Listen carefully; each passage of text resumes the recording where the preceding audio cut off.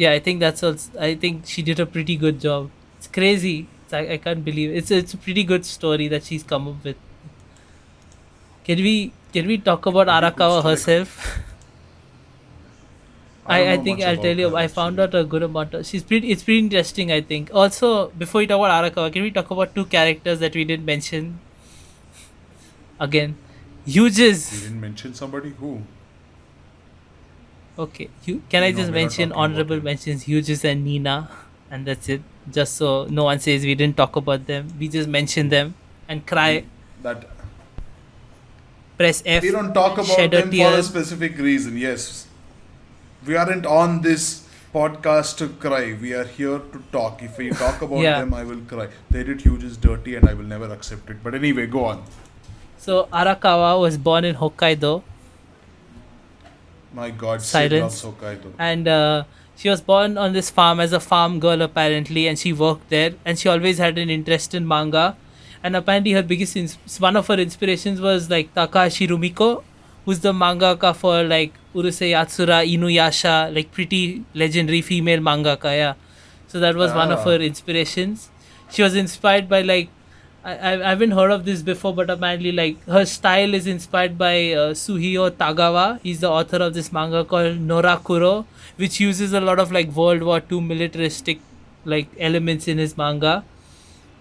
And she also likes people like Mike okay, Mignolia, who made Hellboy. She's a that fan makes of him. sense. She's also a fan of Shigeru Mizuki, who writes a lot of folk tales.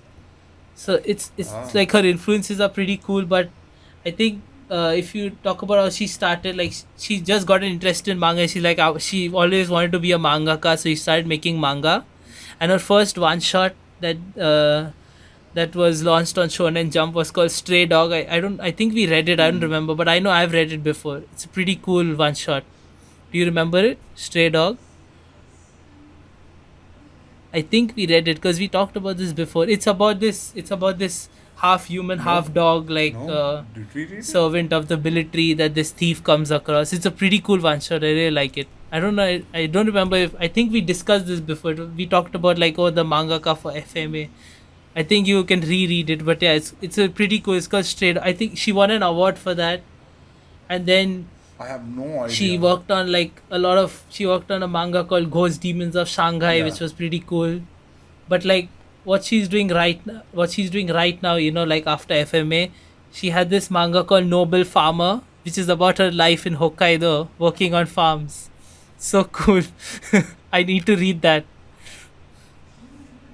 Yeah, Hmm. she worked on that, and then after that she made Wow. she's working on a manga called Silver Wow. Spoon, which is like this agriculture based manga. It's about I'm these gonna guys who are like working in a farm, like. noble farmer, huh?